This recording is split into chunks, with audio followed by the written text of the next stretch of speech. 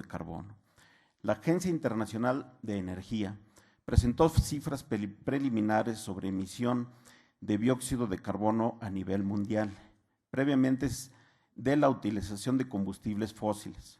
Los datos señalan que durante el 2011 alcanzaron un nivel récord al llegar a las 31.6 gigatoneladas, lo que representa un incremento de 1 gigatonelada respecto al año anterior, es decir, 3.2% más de emisiones.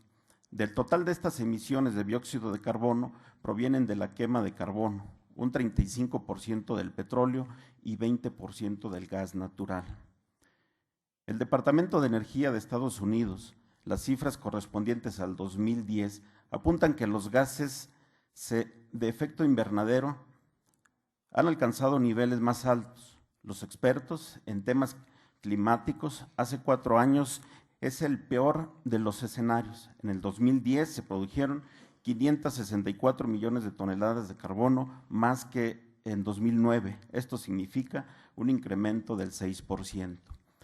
La Universidad de Princeton en Nueva Jersey ha determinado que por cada grado de temperatura de la Tierra aumenta la cantidad de metano que ingresa a la atmósfera, se incrementa significativamente. Esto debido a las emisiones que provienen de microorganismos que habitan en sedimentos lacustres, humedales de agua dulce, las principales fuentes del gas. El escenario ambiental es dramático. En el siglo pasado, la Tierra se calentó algo que matemáticamente es casi cero. En realidad, 0.6 grados centígrados. Fue más de lo que sucedió en 600,000 años previos, a la consecuencia de la hoguera a las calderas y del aumento de la población mundial. Esta pequeña dosis de calor ha tenido efectos devastadores en la estabilidad del agua. El Antártido perdió 1/3 de su espesor y por consiguiente el nivel del mar subió 17 centímetros. Desde la década de 1970, esta reducción de manera acelerada. Muchos científicos creen que durante el siglo al 2220, el Ártico se quedará sin hielo durante el verano. El mundo ha alcanzado su límite preocupante de dióxido de carbono. Según los científicos, es el principal gas de efecto invernadero. Las estaciones de monitoreo detectan en la primavera pasada más de 400 partes por millón de gas en la atmósfera. La acumulación de gases de efecto invernadero,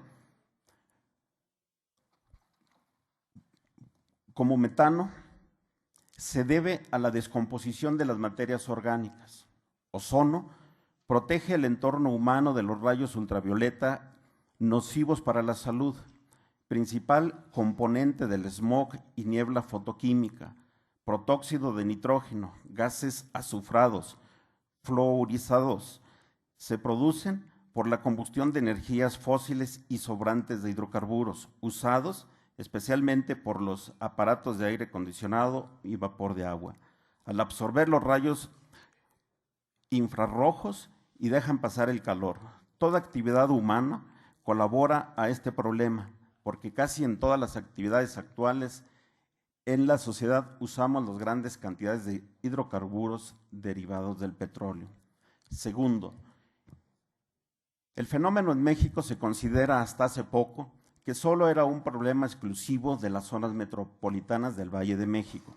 El problema hoy también es en Monterrey, Guadalajara, Coatzacoalcos, Minatitlán, Puebla, Saltillo, Monclova, Lázaro Cárdenas, Ciudad Juárez, Tijuana, Toluca y en general en todas las ciudades, entre otras cosas, por el crecimiento poblacional.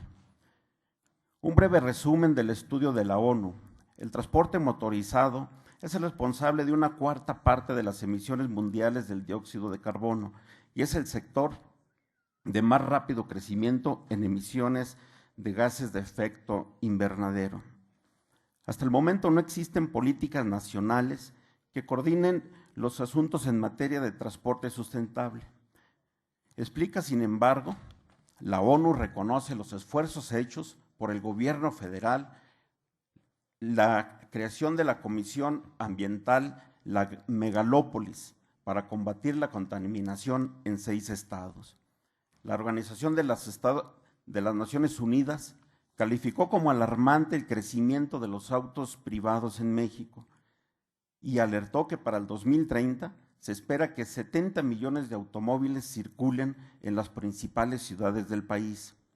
La ONU asegura que los mexicanos pasan en promedio 2 horas en el transporte público para trasladarse a sus trabajos, lo cual representa pérdidas económicas y detrimento en su calidad de vida.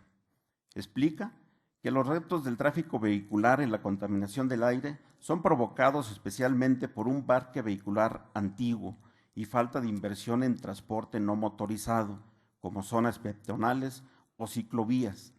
La tendencia de no invertir en transportes motorizados se ve replicado en todo el país. En México, la edad promedio del parque vehicular es de 17 años, mientras que en los países de la OCDE es de 7 años. Cuanto mayor es la antigüedad de un vehículo, menor tiene que ser el rendimiento de combustible en comparación a los modelos más recientes por las tecnologías avanzadas. Se estima que al retirar el subsidio del combustible permitiría reducir la demanda de gasolina y diésel en 23% hacia 2020 y abatir emisiones de aproximadamente 24 millones de toneladas de dióxido de carbono por año. Tercero, actualmente las ciudades están dominadas por vehículos motorizados. Se estima que el parque vehicular es de alrededor de 28 millones de automóviles. Además, el incremento de vehículos de pasajeros, ya que para el 2003 era de por cada 1,000 habitantes 137 y actualmente es de 200.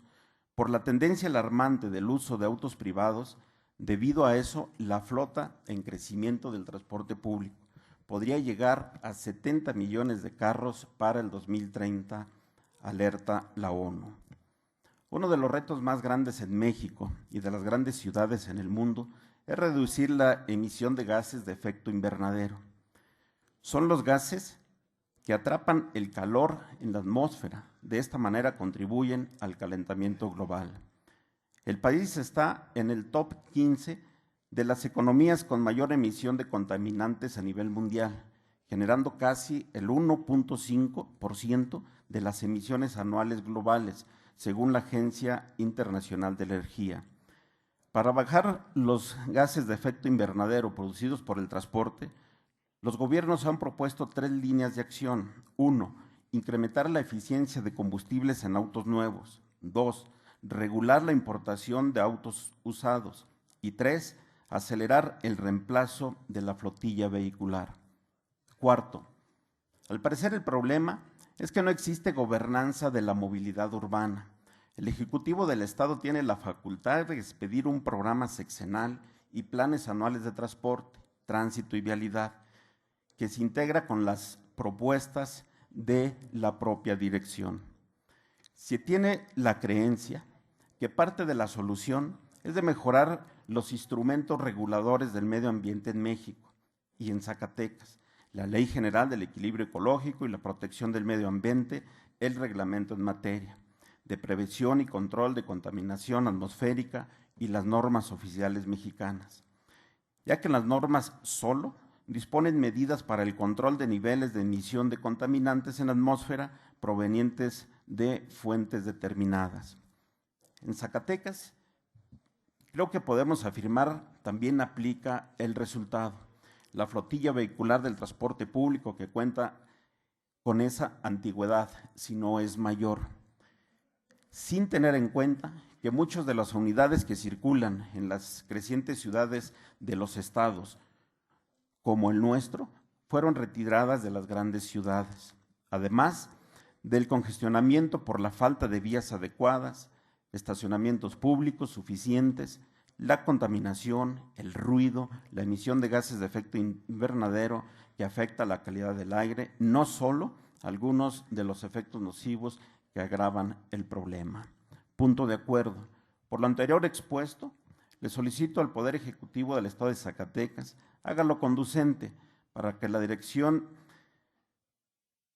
de Transporte, Tránsito y Vialidad del Estado de Zacatecas implemente las medidas necesarias para conocer a la brevedad el estado que guarda las unidades de servicio público y se apliquen las medidas conducentes para combatir el creciente problema de la contaminación ambiental en nuestra ciudad capital y en las ciudades en crecimiento del estado. ¿Sería cuánto, diputado? Muchas gracias, diputado.